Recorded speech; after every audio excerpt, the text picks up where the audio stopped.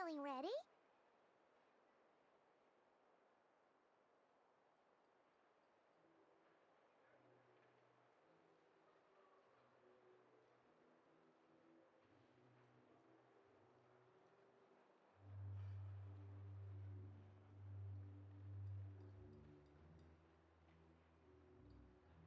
Oh, I was born ready. We only have 2 days. You think Lord Sangamabe would let an opportunity like this slip by?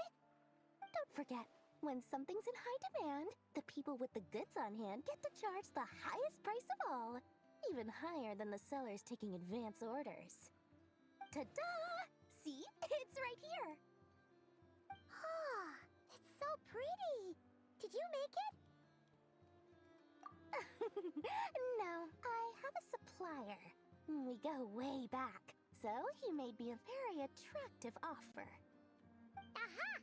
No wonder you were talking about Lucky Charms at the meeting. You've been getting Kaveh to make them for you. That's not the full story. It actually started a while back as a project between me and the Dendro Archon. Mage Alice once warned me that this world won't stay safe forever. There may come a day when everyone faces a great crisis. I passed this on to the Dendro Archon, and she secretly brought together a research team made up of Sumeru's top scholars to invent a technology that could keep people safe. I won't go into the details because it's all very complicated, but if you want to know more, you can ask the Dendro Archon about it sometime. Anyway, point being, it was the Dendro Archon who asked Kaveh to build this little contraption. As one of the top Kashara War talents, he was the obvious choice. Took him long enough. He stressed over it for ages. Must have gone through at least a dozen designs before producing a final product. But that's Kaveh for you. Marak delivered it to me a couple of days ago, along with a letter from Kaveh. Could I ask why I'm sending this technology to you? And what's your proposed use case? Has it been approved by the relevant authorities? So nosy. My fault for sending him the research permit to begin with. Surely Nahida must have told him you were involved in this project. He was probably just nervous because you're always so secretive about your business. Could be, could be. Anyway, I just replied, let's hope there never has to be a use case, because it would involve grave danger. Fair enough. But it sounds like he was just being cautious. He probably felt responsible as the one who made it. Or maybe he was asking as a favor for his housemate.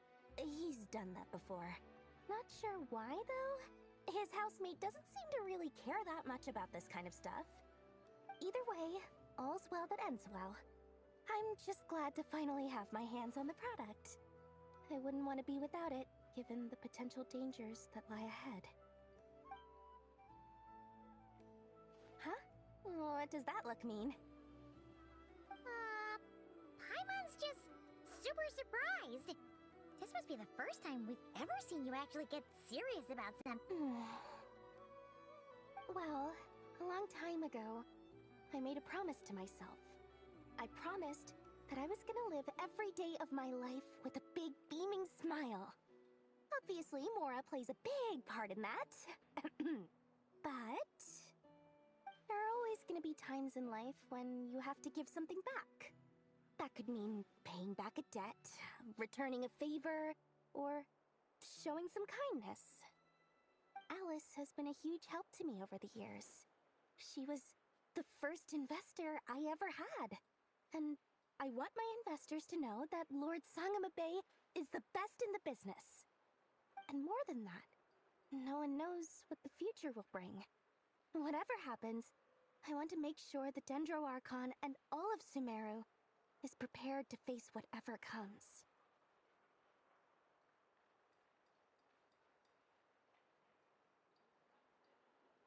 Oh, that?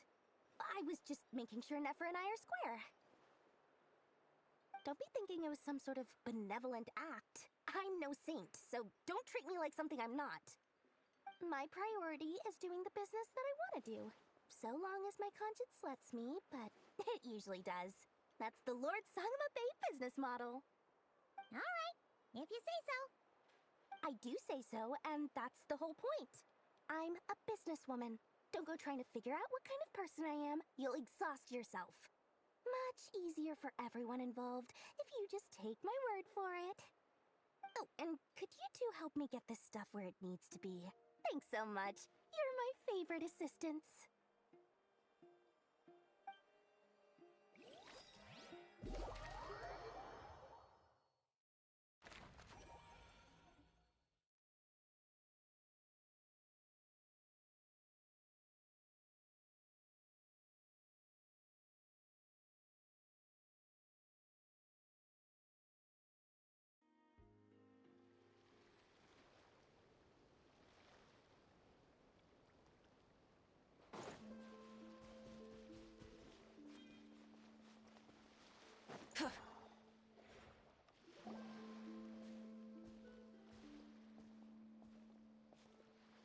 Traveler, Paimon, it's good to see you. Everything going smoothly over here? Sort of. As you're probably aware, Varka, Durin, and I captured some abyssal creatures from the Wild Hunt. Per the plan, we dissected and analyzed some samples of these creatures. The process went very smoothly. The findings, however, come with some troubling implications. What? You can actually dissect the Wild Hunt? That depends on your definition of Wild Hunt and dissection. Harmless, lifeless. These words are accurate descriptions. The Wild Hunt is an interesting phenomenon. In and of itself, it doesn't seem to possess anything akin to a human personality. But taken as a collective, the medium through which the Wild Hunt is summoned does appear to have a soul. Master griped a lot about the wise Horoptotire, and seemed somewhat fascinated with the foul Certology. But she barely mentioned Rerir at all. I don't think that was because of his lower social standing, though. Anyway, it's a pity. I should like to hear her thoughts on the nature of the life form he has become today. It's a strange mix. The furious energy of an abyssal being channeled through a fractured physical existence.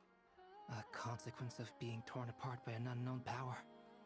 Perhaps the only explanation for his survival in this state is that he sacrificed a degree of individuality in exchange for a continued existence.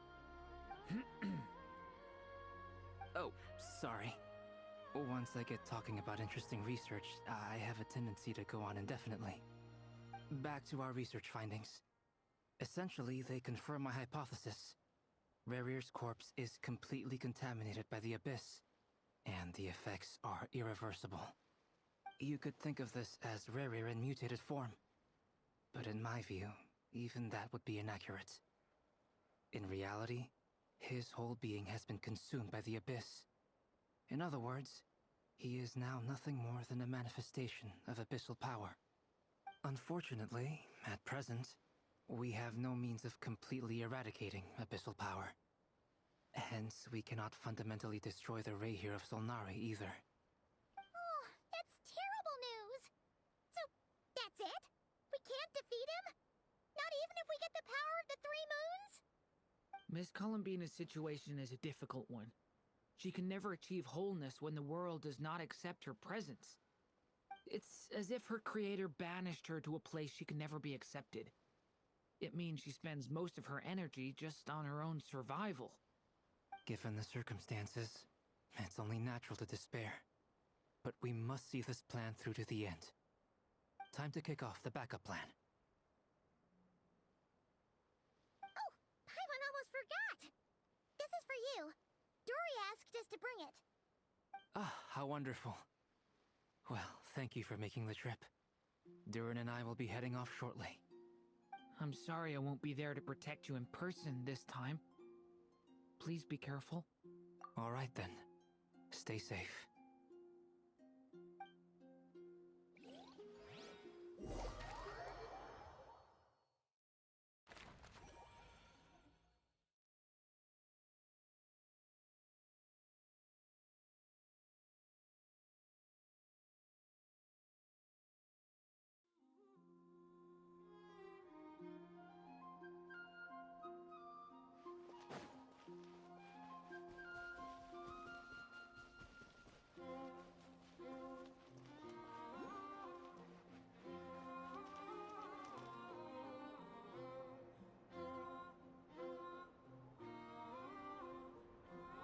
Miss Lauma, is everyone here? Yes. The fate of my flock is in your hands, Grandmaster Varka. Please keep them safe. My lady, what are you saying? Within the next 24 hours, we will face the biggest crisis the world has ever seen. This is not a burden that we deserve to bear, but I believe that we reap what we sow in this life. So I intend to act. I must do what I think is right. For me, that means fighting for the future of Nodcry. This gentleman is the Grand Master of the Knights of Favonius, Varka, Knight of Boreas. In my absence, please follow his lead. Hey, everyone. Guess I should introduce myself. Well, to start with, I know my way around a battlefield. Biggest strengths are honesty and hard-workingness. Anyway, point is, I don't intend to let Lauma down. I'm gonna do everything in my power to keep every last one of you safe and sound.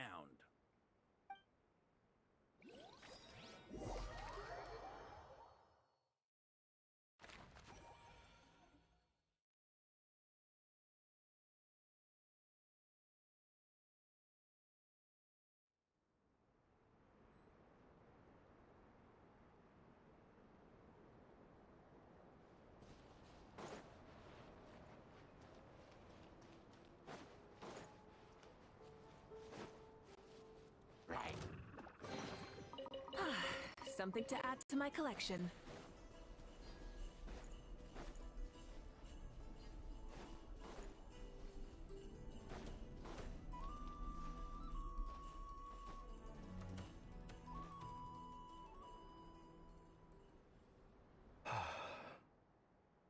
Something on your mind?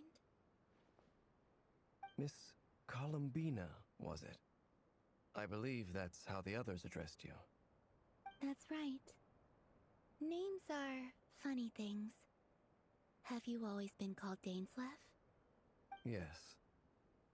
I take it your own name has a more complicated history. I have a different relationship with names than other people. To be honest, I'm not even sure that Columbina is my name. At least, not in the same way that Dainsleff is yours. But it's what everyone calls me, and I go along with it. A lot of my life has been that way. I get so used to things that I forget to question why they are so. I never used to think much about where names come from, or what they mean to people. Maybe something's wrong with me. You're different from other people. I sensed it the first time we met. You're more perceptive than most. I'm sure your long life and rich range of experience explains that. Do you ever find yourself missing Conria, Mr. Dainsleff? Difficult to answer. I have dreamed of the past many, many times. Sometimes I'm fighting tooth and nail. Other times I'm lying on the ground, defeated. I don't recall any happy moments from that time. It has been too long. Is that because hatred survives longer than love and affection? That would not be for me to say. I make no excuses for the grudges I bear. But whatever the reason, I remember little that was beautiful or sentimental. Thank you for your help with the Rerir situation. Without your efforts, I never could have learned the hidden truth of his story. You're welcome. I know he's your friend. Friend? He betrayed me. And I never really understood what he was going through in life. Some friendship, that is. Okay. So, do you plan to fight him with us? You see, you're torn. Now you know what really happened. You see the things he's done in a new light. I need some time. Of course. I completely understand. Anyone else in your position would feel conflicted too. Actually, I went through something similar myself recently. Something happened that changed my perspective on a situation. A situation I took for granted at the time, but now I feel very grateful for it. You mean the Harbingers who still support you, even though you've left the Fatui? Yes. I always thought they were only helping me because Harbingers are forced to work together. But then I abandoned them. A warrant was even put out for my arrest. And even now, they still support me. Which means I was wrong about them all along. Clearly, they view you as a friend. I feel a little guilty now. I regret not seeing her help for what it was, and not treasuring it. I see the guilt that you're feeling now, because I feel it too. Hopefully, talking about it will do us both some good. Have you noticed that the Traveler and Paimon are over there? I think they've been listening. Huh. Shall we say hello? Sure. Hello. Ah! They caught us!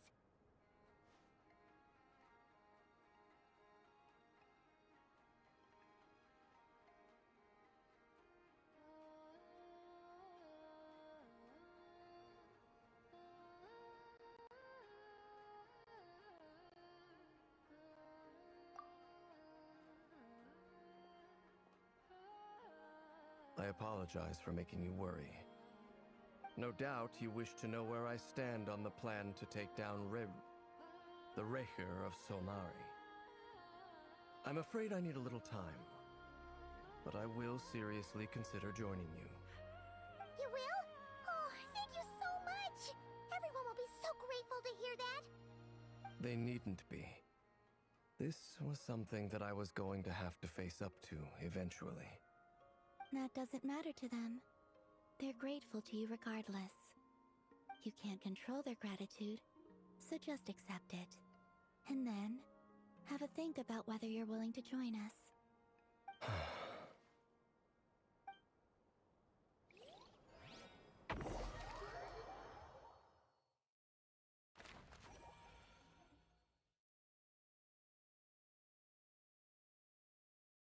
It's nearly showtime! Let's go rendezvous with the others. You know the place.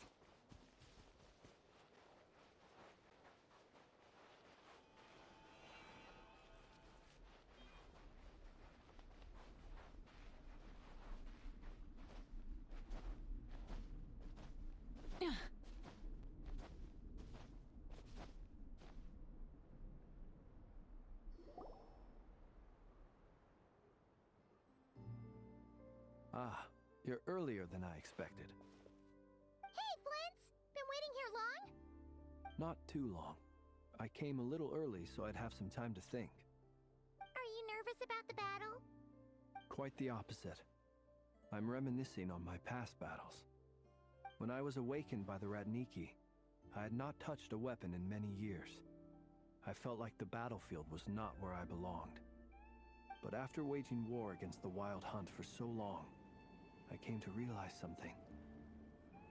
A life of absolute peace is simply not a possibility for me. My restless flame indicates that somewhere inside of me, there is a deep yearning to root out the evil in this world. Oh, that doesn't sound like such a bad thing.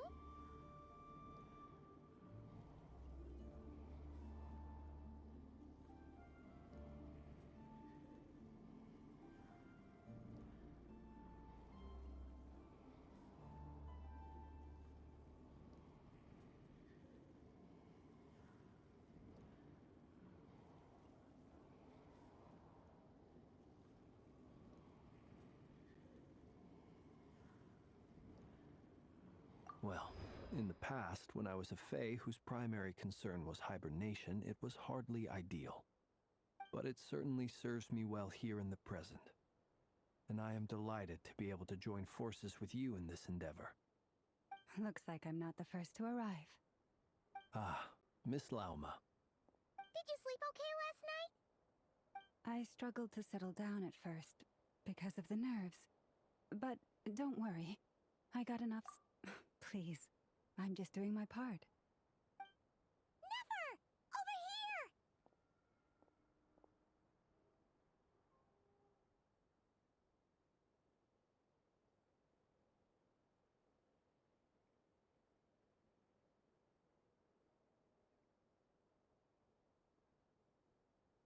here! Aino asked me to relay a message. She said Anefa will be on high alert and keep a close watch over all secondary districts where defense is required, providing support as necessary. Meanwhile, Aino herself will provide range support to us directly, using her latest invention. Excellent. My thanks to all involved. The chess set's looking a little unstable. It won't hold him much longer. We should be prepared to engage at a moment's notice. No sense sitting around waiting. Let's make the first move while we still have the option. I agree. Paimon, find a safe hiding place. Got it! Be careful, Traveler! I will.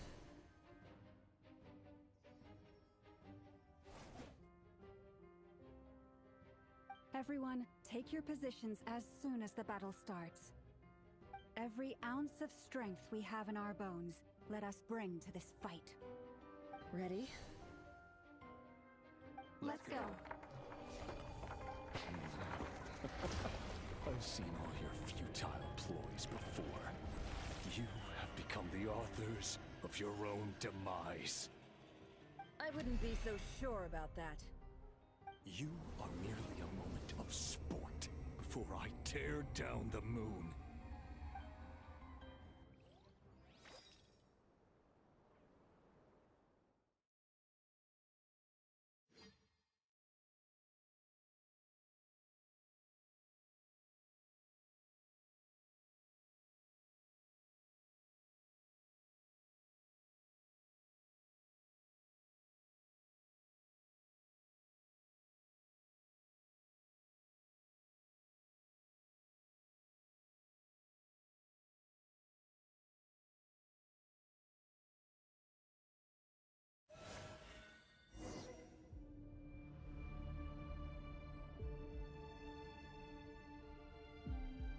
Stay on your toes. Yup, you too! Me! Move! Let me help you guys! Take this! The moonlight betrays you. Move!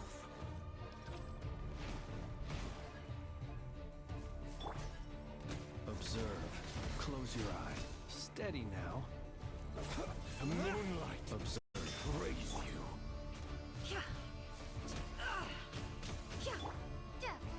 Go!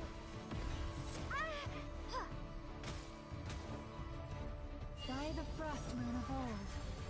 Move! No more lies. Be silent. Close your eyes. The moonlight Seek within.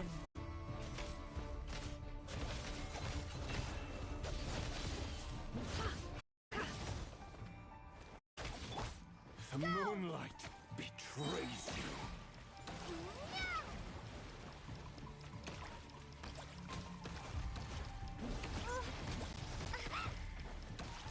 Water jet! Hunt them down! Can't hide the truth. Leave this place for the everlasting forest.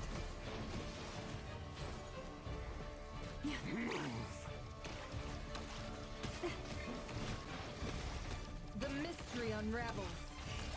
It all adds up. Observe. Be silent. You fear the dark. It began with the moon, and so shall it end. The moon will protect you.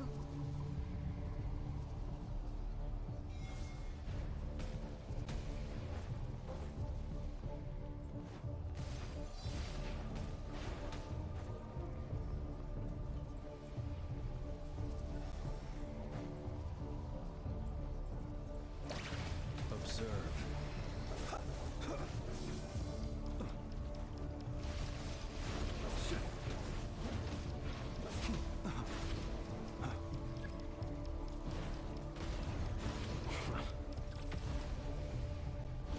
Do you see now?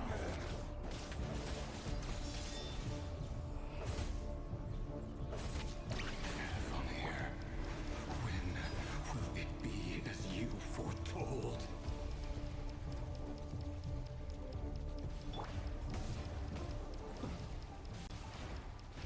Observe. Close your eyes. Forest, protect us.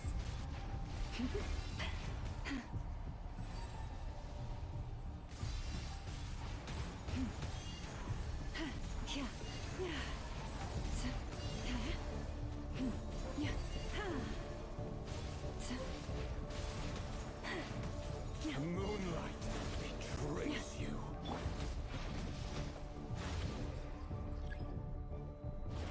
Your foul spirit is not welcome here.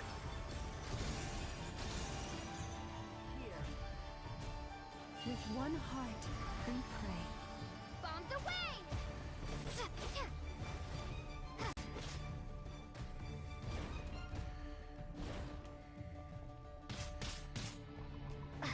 Hunt them down. Water jet! Be silent. Leave this place.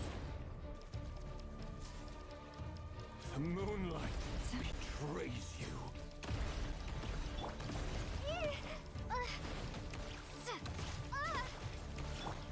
Forest, protect us.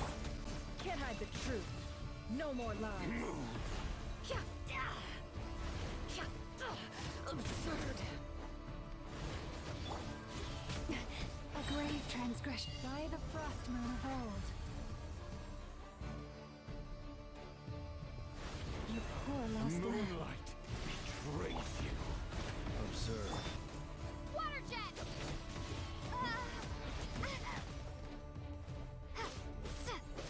The mystery unravels.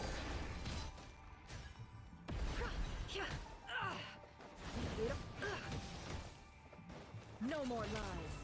It all adds up. Forest, protect. Pathetic. With one heart, we pray. Hunt them down. Move.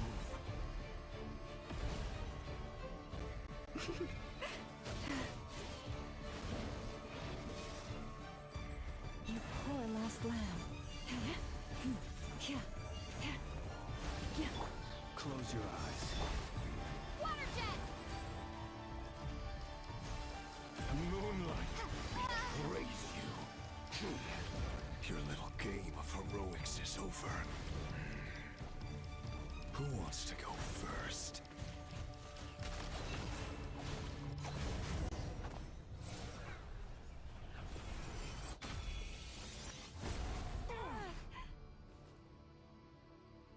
No! We've been In my separated. grasp. You okay? Nepper, where are the others? Stuck outside the barrier. I guess he really doesn't like us. I told you before, knowing too much is always a death sentence. Be careful what you wish for.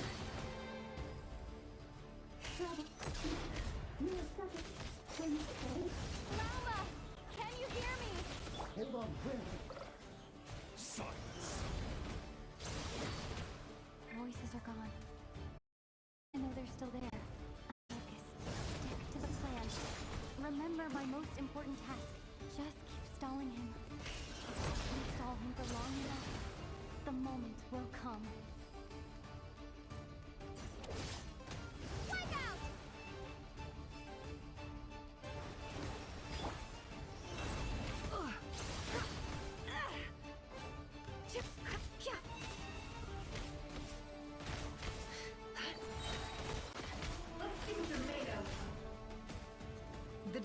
deception ends here.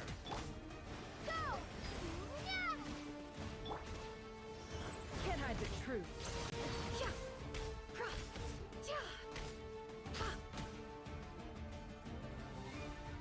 Nowhere to run, nowhere to hide.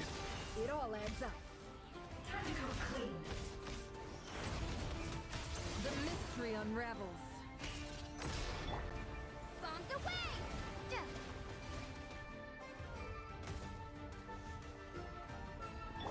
Can't hide the truth.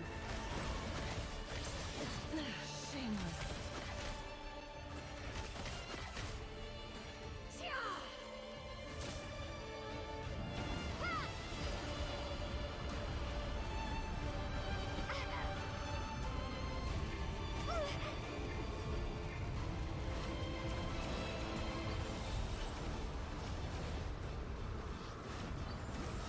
I've got this.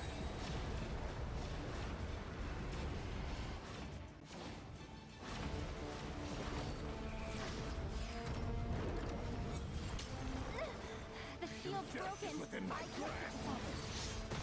Don't push your luck.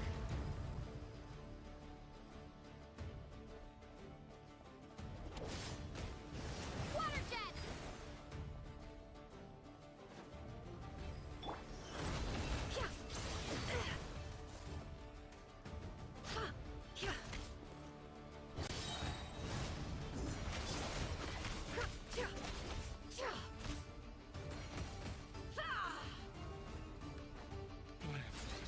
Seek within.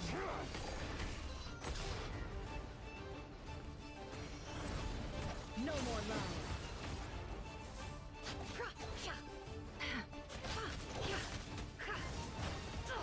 Absurd.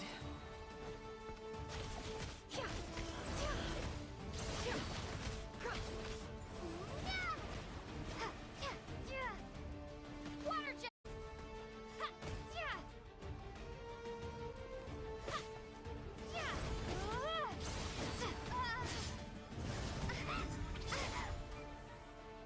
The mystery unravels. Wipe out! It all adds up. Can't hide the truth. Time to go clean.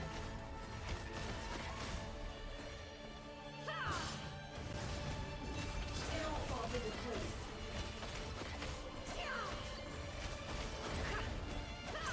The deception ends here.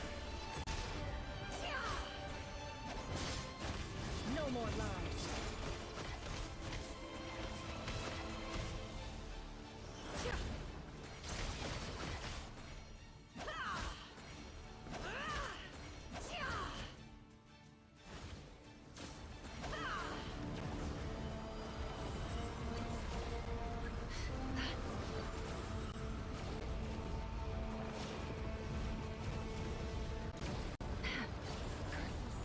There's no other way.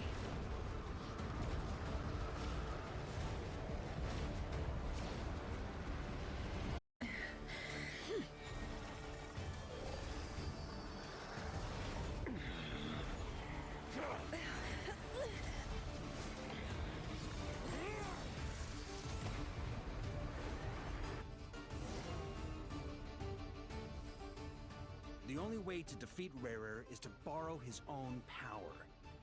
That means Columbina will have to disappear while you two bear the brunt of his attacks.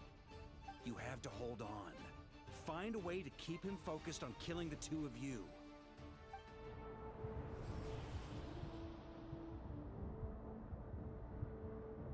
Never! Your eyes are bleeding. Soon you will be powerless to resist. And then, I will reduce you to dust. But that dust will plague your memories. Come on, keep holding on. Any other tricks up your sleeve? Let's see them. As entertaining as they are, you've backed yourself into a corner. You don't fool me. I see your fear clear as day. I have to stoke his rage. Make him unleash everything. You fear what you could never defeat. You fear the thought of never being able to save your beloved. You cannot win the fight against fate, Rerir. Is that what you think? Well, now it's your turn to feel afraid!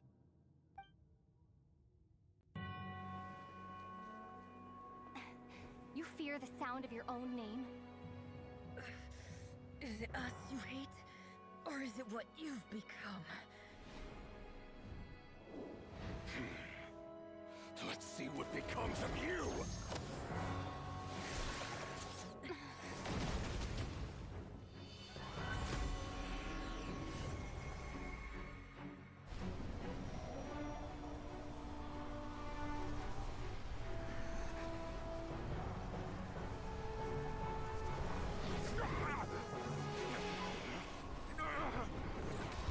What's happening? That power... I've seen it before!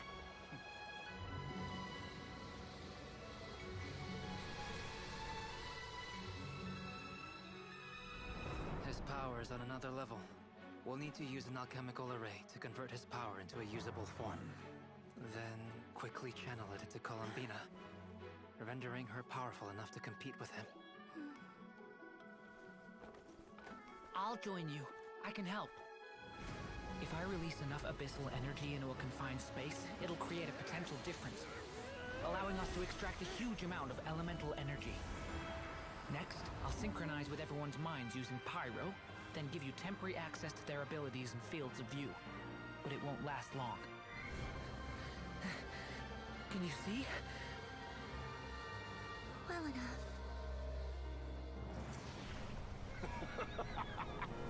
So, we have a student of Gold Rhine-Daughter in our midst. How about that?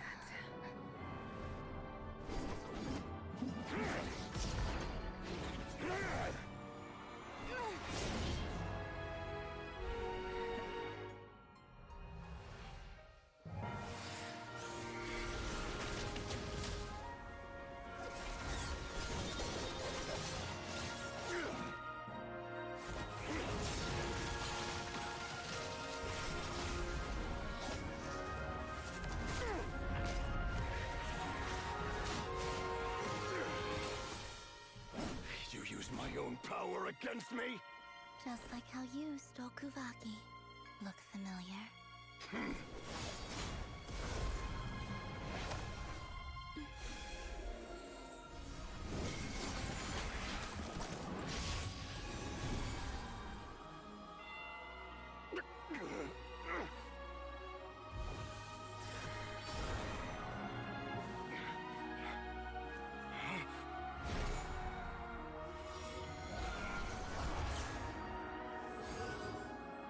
Don't you realize? You don't have the power to hold that gate open. I don't, but someone else does.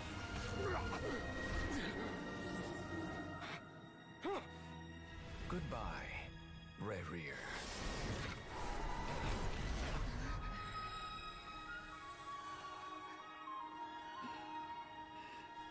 We won.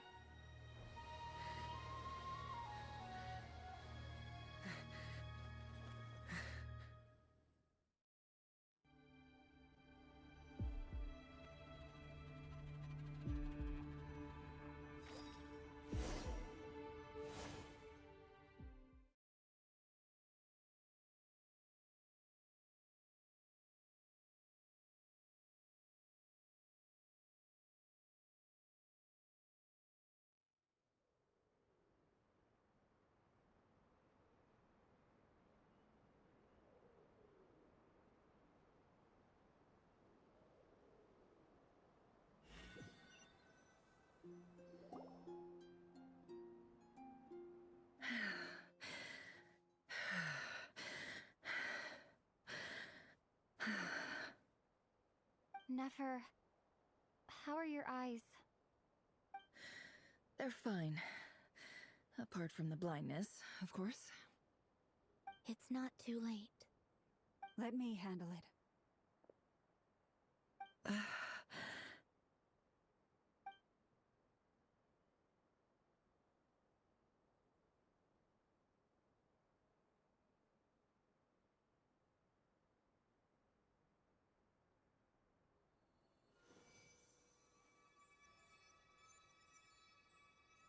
Miss Nefer.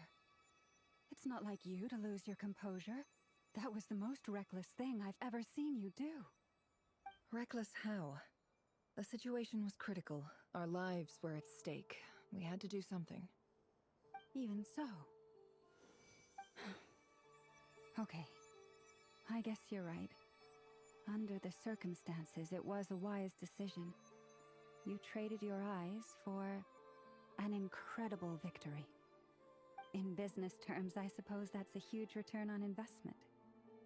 I'd be hard-pressed to argue otherwise. Still, I don't like this outcome, and I don't want you to lose your sight for good. People suffer when they make sacrifices they shouldn't have to make, whether that means faith, strength, or in this case, your ability to even see. I had hoped you could win without sacrificing so much as a single hair on your head. Thank you. Really. All done. Don't try and open your eyes just yet. We'll see how you're doing in a couple of days. Until then, please follow your recovery plan to the letter. I'll send full details through Yehoda. For now, just get yourself home, relax, and rest. My dear friends, we have fought bravely and achieved a spectacular victory. A dark cloud has been lifted from the skies of Nodcry.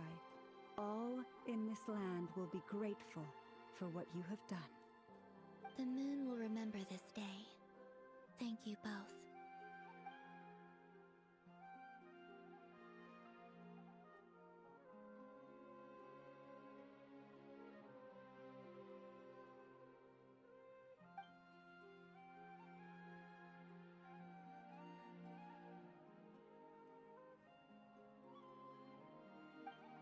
There's something I want to let you know.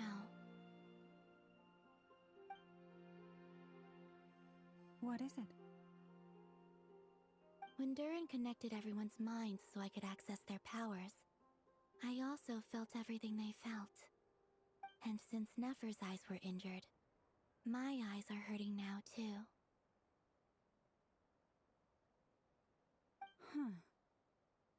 Hold on. Let me try. I only feel the pain. There's no actual damage. I just thought I should tell you. You're right. There's no damage. That's a relief. But I must say, I'm surprised to hear the Kuthar share something like this with me. In the past, you never used to open up about yourself. Things are a little different now from how they were. I'm learning to share how I truly feel with my friends. Friends? You have no idea how glad I am to hear that.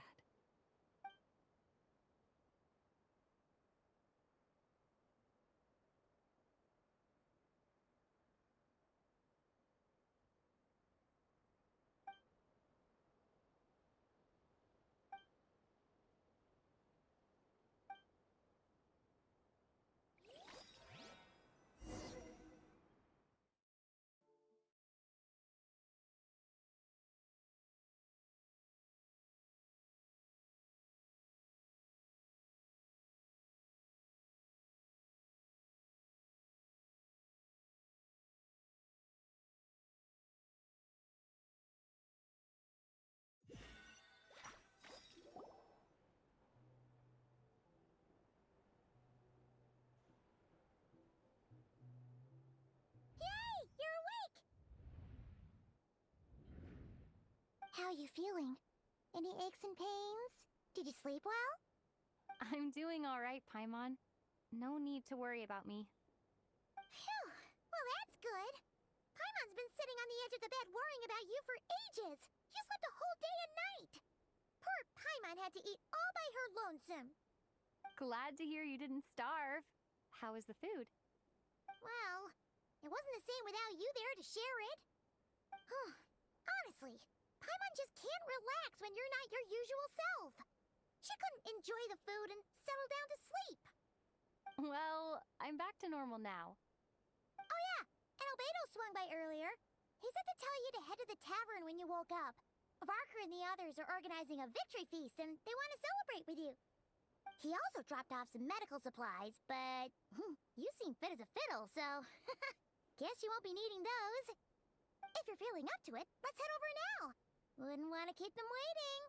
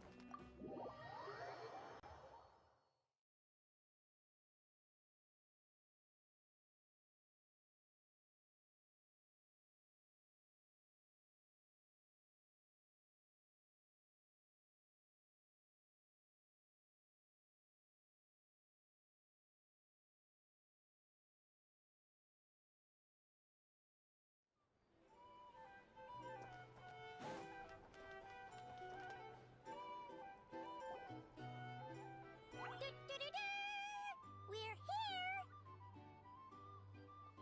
Traveler and Paimon! Perfect timing! We were literally just saying how there's no way we're holding this victory feast without you any longer, and we would have postponed it till tomorrow. How are you feeling today? Much better, thanks. Don't worry about me. Relieved to hear it. If that changes, just let me know. Happy to check you over at any time. Yep, we're here for you. Anything you need, just let us know. Oh wait, where's Nefer? How are her eyes doing? Nefer's right over there. I'm sure she'd love to catch up with you.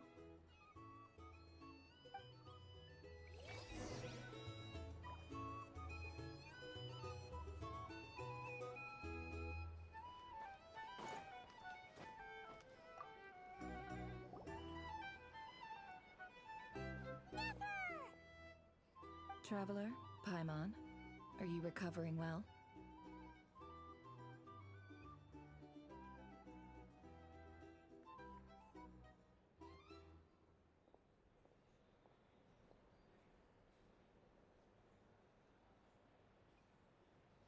Turns out that moon chanter has some real talent after all.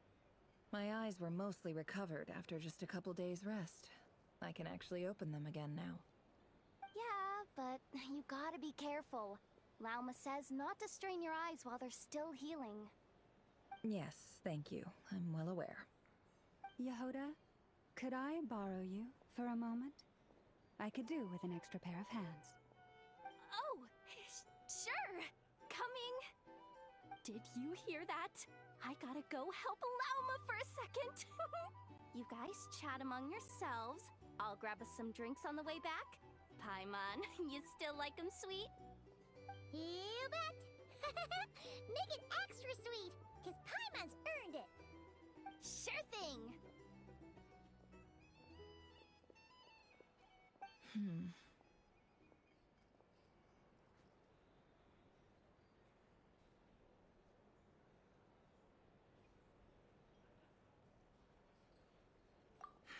The Raker of Solnari.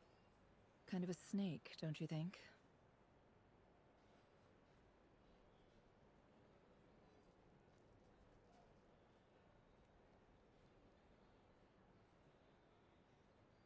No, definitely a snake.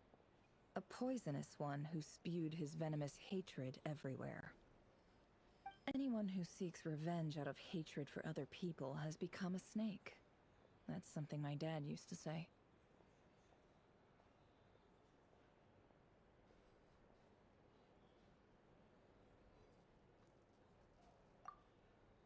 Perhaps. I'm sure it sounds like a very wise and open-hearted perspective to your ears. But me? I think hatred is a perfectly justifiable emotion. What else is left when everything you depended on in life gets stripped away? Something's gotta fuel that drive to keep on. If you're worried about me, you can nip that in the bud. I'm not someone who gets stuck in the past. It's just... I suddenly feel like I was wrong to call my father a liar. He was just a fool. That's why the academia turned their back on him, and why the other tribes ganged up on him. Oh, Father. How much better things could have been if you were a skilled liar. Look at the Ibis King.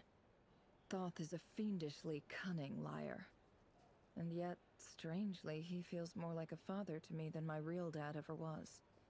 He's never brought it up, but I'd bet he feels the same way. Why else would he give me the power to perceive the truth, while at the same time training me in the art of deception?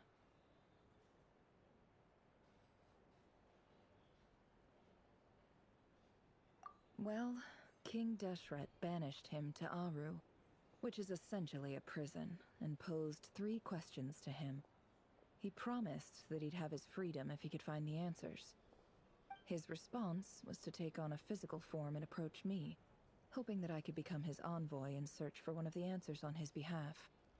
Did he really think I'd fall for that? He's stuck there. He can't make me return what he gave to me. So that's enough for you to decide he's nice, is it? He's a prisoner, and he was scared. So he decided to perform some good deeds to win people's approval. He lives in fear because he's a deceiver. How is Rerir any different? You can't work as a spy your whole life and expect a happy ending. It's preposterous.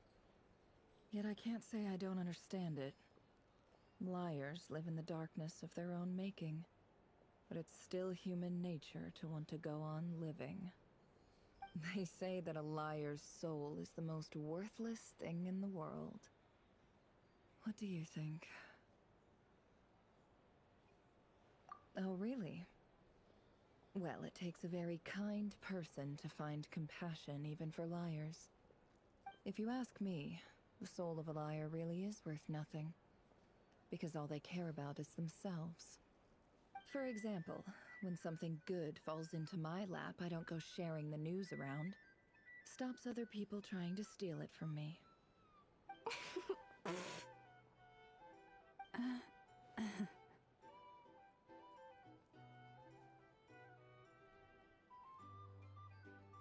So be it. They have sharp ears. I can't keep anything from them. Wow, is that what it looks like?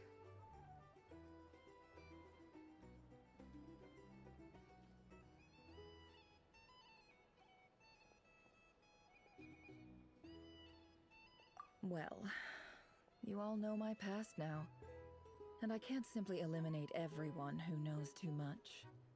So I guess I just have to put up with you, for the foreseeable future at least.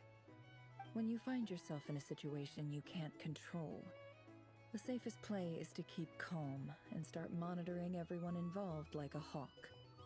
In the intelligence world, you need to have a sense of perspective and play your hand accordingly.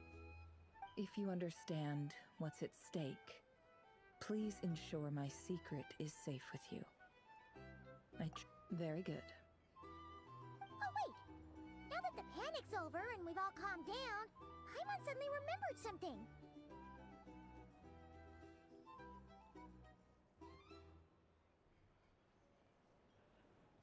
After all that build-up, our mystery ally never showed up even once.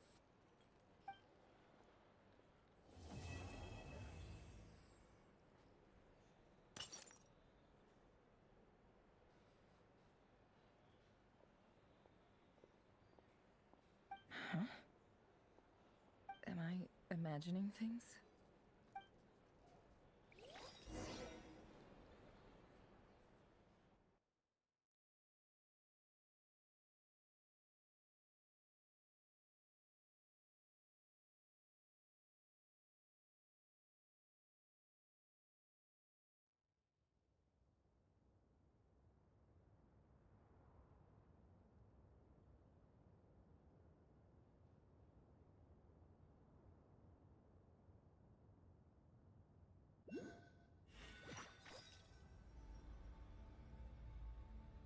So, that close colleague who stayed behind with you? What's he been up to recently? Don't know, don't care. I get more normal human interaction from hanging out with Bosco 2 than him. Although, now you mention it, he hasn't bothered me in a while.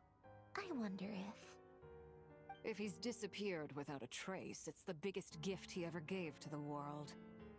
But I somehow doubt that's what's going on. He won't lie low forever.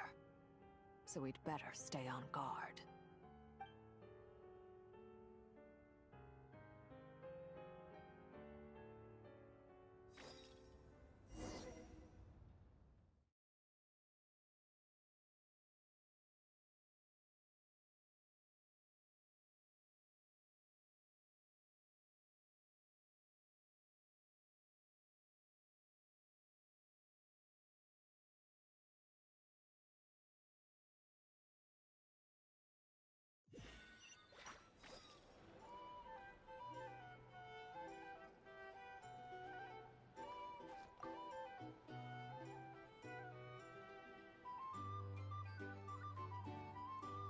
Ah, Lord Sangama Bay. How lovely to see you. I must thank you for the device you provided. It was an enormous help. Would I be right in thinking that it was developed by the Academia? Why come and ask me when you clearly know already? I mostly came to thank you. That's more like it. A little gratitude goes a long way with Lord Sangama Bay. Play your cards right, and you might even stand a chance of becoming my long-term supplier.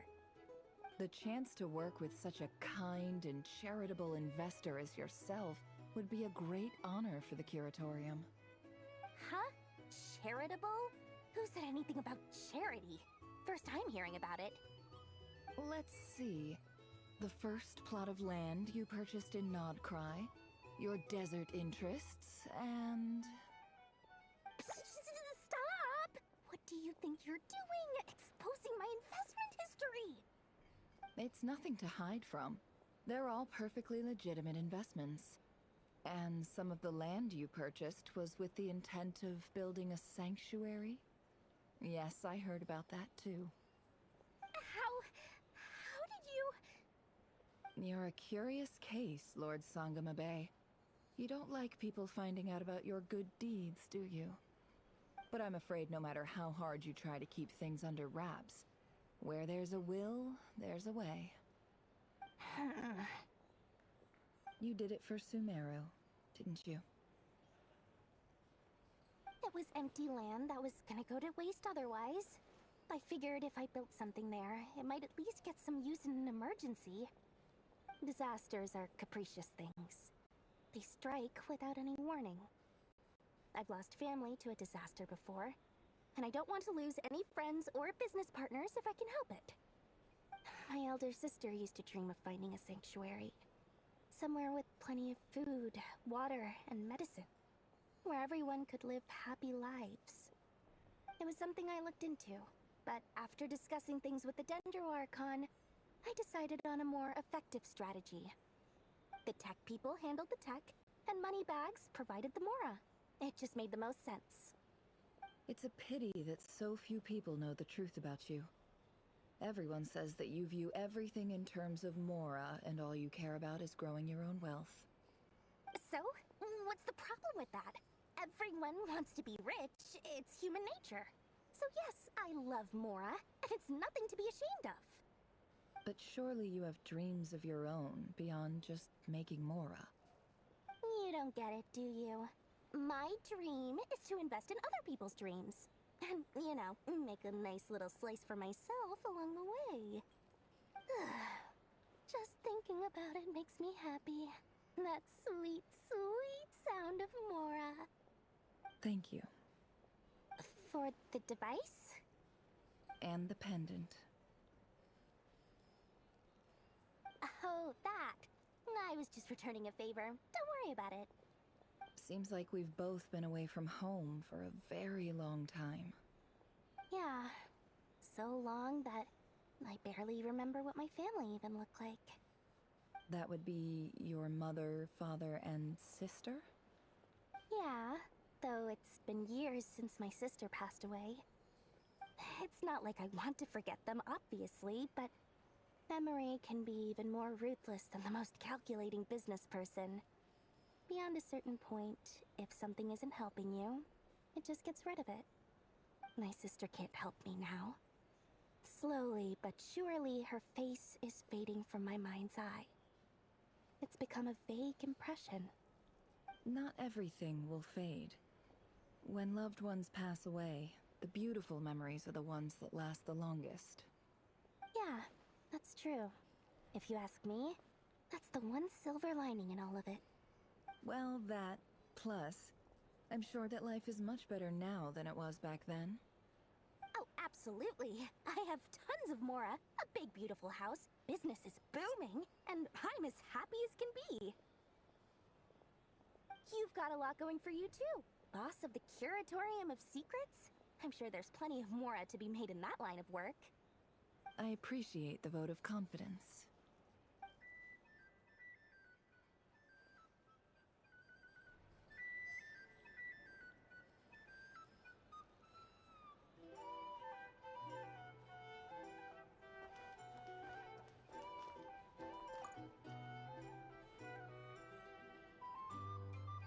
How have you been holding up? Any adverse reactions? If you start to take a turn for the worse, make sure you tell me right away. You don't need to worry about me, Grandmaster. I'm fine. I mean, I barely did anything, so... What? You're too humble, young man. You played an indispensable role in the battle for Notcry. We can't thank you enough for your support. Sometimes, when people praise you, it's because you deserve it. The best thing is to accept it calmly and with grace. It's important to learn how to respond to words of admiration. Let's do a quick demonstration. Albedo, that was an incredible feat of alchemy. The pressure was on, but you worked flawlessly at lightning speed to get the job done. Thank you. I can't take all the credit, though. Durin played a big part in forming the alchemical array. See? Did you catch that? A masterclass in how to take a compliment. Okay, yeah. I did work pretty hard to help prepare for the battle. No point denying that. Hey, you guys!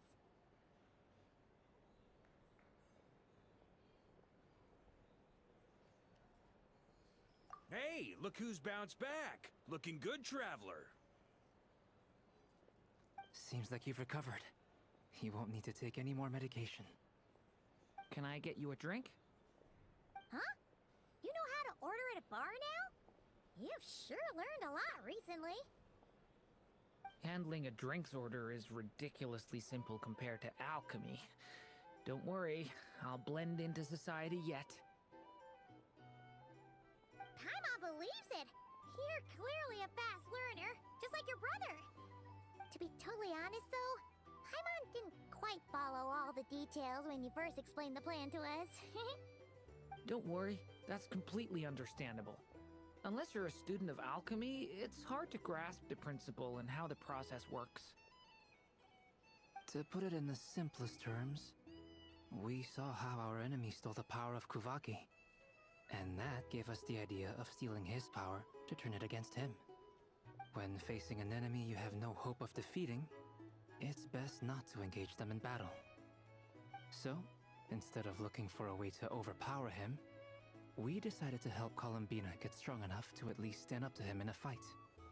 For this to work, we had to analyze his modes of attack, confirm who his main target was, and make sure that he wouldn't go beyond the range of the alchemical array. For added security, we prepared a total of 4 arrays.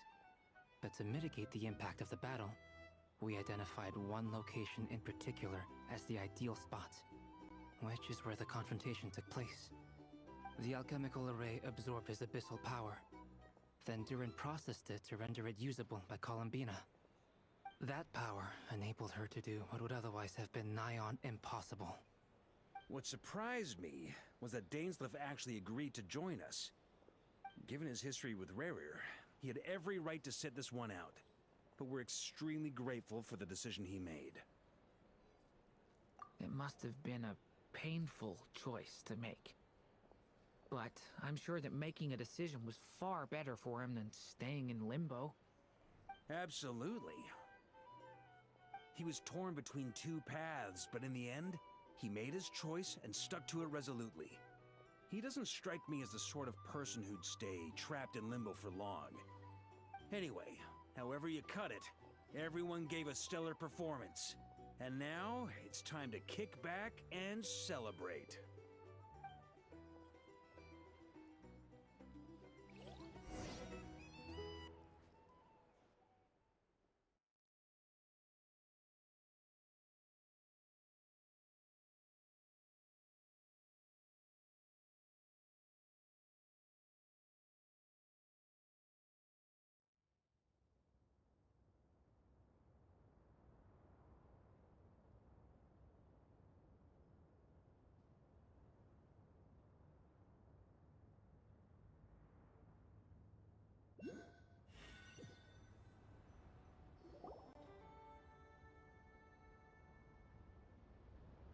That's the only reason you're here. Yes. I've thought a lot about it. And I've realized that you, me, and Arlecchino should be friends. I think this is very important. So I felt I had to come and tell you. Well, this is a new one. I'm so moved. I can't even hold my teacup. If that's all, you can leave now. Do you not want to be friends with me? Or is it that you prefer being co-workers? What is this, Columbina? Are you deliberately testing my patience threshold? Right now, my politeness module is active. But if you say another word, I swear I'll shut it down. If your politeness module was active, wouldn't you say the word please at some point? Polonia, please see Lady Columbina to the door. Will you still invite me to your next tea party? What? Yes, I think you will. Bye-bye, dear Sandrone.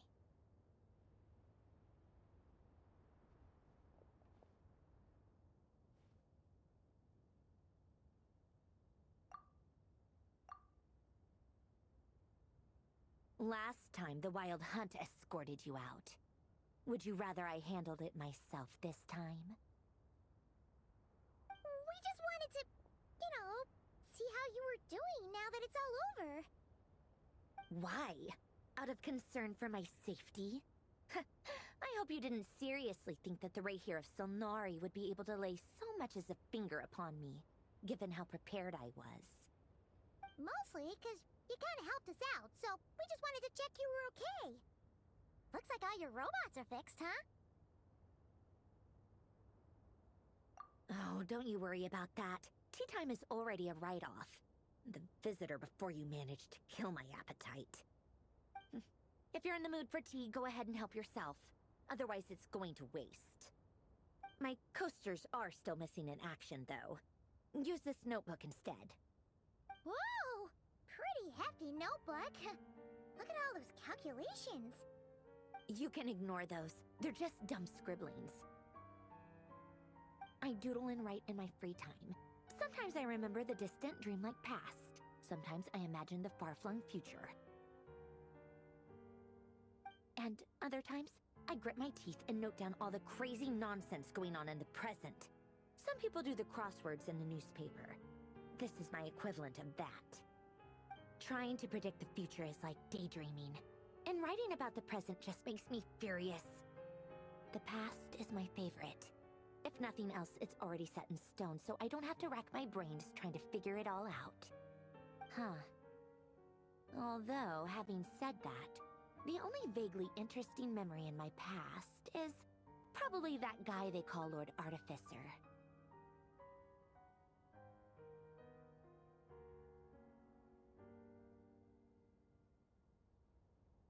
Who else? Pretty much all the mecha in Fontaine are his personal handiwork. Wait, are you saying you know him? Like, personally? As a friend?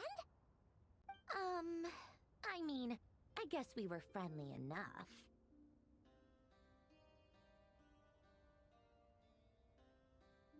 Yep. In fact, I'm probably the only normal person left who knew him at all. We used to chat occasionally back when he was still around. Before he passed away, he asked me to destroy all his manuscripts. I honored his request, but I did read through everything first before destroying them. I mean, I couldn't let the genius of Lord Artificer Alain Guillotin disappear like that. Would have been such a waste. So, that's where the formulas in your notebook are from? I just told you, those are my equivalent of crossword puzzles. They're just dumb formulas that I solve for fun when I'm bored. Alain's work was like epic poetry. The formulas in my notebook are just silly little riddles in comparison. Not that there's anything bad about them. I mean, at least, solving those riddles isn't going to hurt anyone. Except me, 'cause I lose a few brain cells in the process. Anyway, while we're on the topic, I might as well tell you about what happened to him and his friends. Alain Guillotin had two close buddies, Renee and Jacob. They spent their childhood years together in the Nazissenkreuz Institute. They were all quite competitive, so there was some rivalry between them, but it was a friendly rivalry.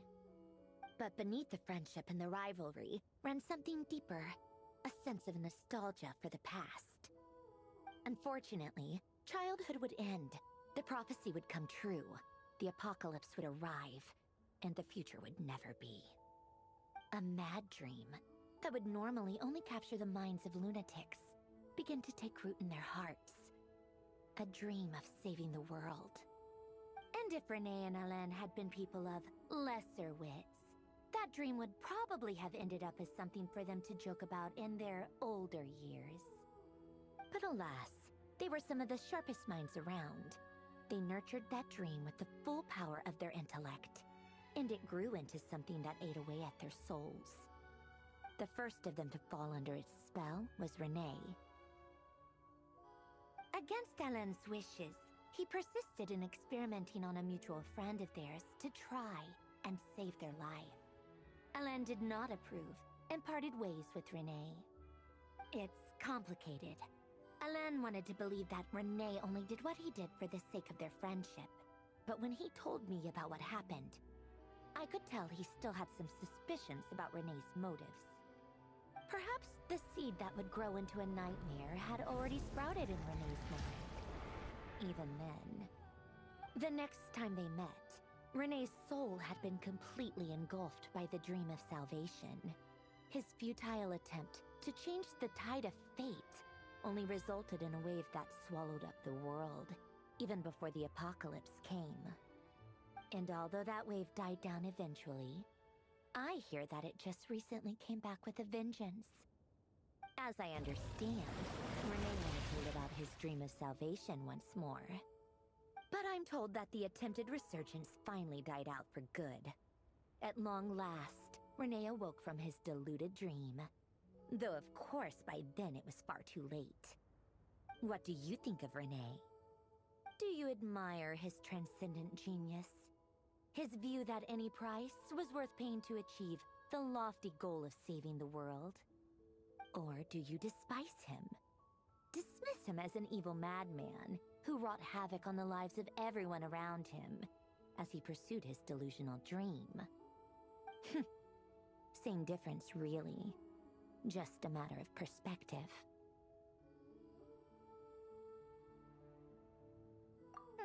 What a cop-out. But I suspect you'd have a more incisive and insightful answer if we dug into it further.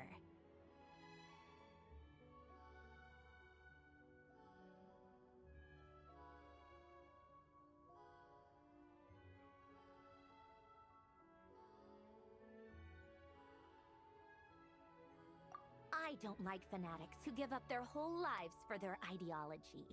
Nor do I like fools who let their delusions take control. Maybe I could understand if Renee had just been an ordinary person. But he had a sage-like intellect. And still managed to get himself lost in the labyrinth of his own desires. Anyway, that's enough about Renee. Now, moving on to Alain Guillotte, the Lord Artificer. He managed to put a stop to the first storm whipped up by Renee. But after that, Alain lost his friends and family. To his credit, I suppose, the loss of his family and friends was purely a tragic accident. It's not like Alain sacrificed them for his cause or anything. After that, the only thing supporting his work was the same dream that had dragged his closest friend down to the abyss. But although the desire to save Fontaine drove him to found the Fontaine Research Institute, Alain continued to reject any form of transcendental knowledge or power. He was suspicious and fearful of it, having seen the way it had affected his closest friend. I think that formulas and machines derived solely from human intellect were the only thing that gave him a sense of spiritual comfort. Yet Alain's intellect was simply too great. It barely left him space to breathe in his lifetime. Once he realized that the end of his life was approaching, he finally accepted the truth. The Nazissenkreuz Institute needed someone, and a human being, to see its story through to the end. He quit working on his formulas, trading them in for the fairy tales that had played such a formative role in his childhood, but which he barely touched in his adult life. He told me that the director of the Nazissenkreuz Institute used to read those fairy tales to the children as bedtime stories. Apparently, they worked wonders at sending kids off to sleep. I think that all he wanted at that time in his life was to be able to sleep deeply without being plagued by depression. By that point, nothing else really mattered. At the very end, he laid down to rest in the ruins of the former Nazissenkreuz Institute orphanage, while the Fontaine Research Institute he had founded continued tirelessly with its work. Many years after that, tensions over competing dreams would once again cause a rift, this time between members of the Fontaine Research Institute. But the actions of those fools had nothing at all to do with Alain. And that is the story of two people from the Nazissenkreuz Institute who both wanted to save the world. One went all in on his fantasy of salvation without ever looking back, and ended up calmly sinking to the bottom of the deepest sea. The other sought desperately to burn bright in his life, even though he wasn't sure where he was going. I do sometimes wonder, why is it that people like them have such grand hopes of saving the world? Even the grandest tree starts as a tiny seed. So perhaps, for each of them, their mission to save the world began with a very simple desire: to save themselves. They were young children with friends and family who mattered to them, desires to explore the meaning of life, ambitions to have a successful career. They didn't want to see all of that taken away in one fell swoop. Or maybe they just wanted to find something to anchor themselves within the chaos, to stop them getting quietly swept away by the storms of life. But instead, the search for their own salvation took them down the rocky road laid out by fate. Do you think the desire to save oneself is enough of a justification to try and save the world? You don't know? I guess that's a fair answer. At least you're not trying to hide your confusion. Alain was much more straightforward about it. I asked him the same question back when he was in his prime, putting all of his energy into his work. Yes, it's enough. That was all he said before getting right back to his work. He was always that way. All right, tea time's over. I owe Arlecchino a favor for telling me these stories. I'll I'll have to bring a whole sack of gifts the next time I visit the House of the Hearth. I'm gonna go tinker with Polonia now. You guys can do whatever you want, as long as it doesn't involve interrupting me. Polonia, exit hibernation mode. Begin diagnostics.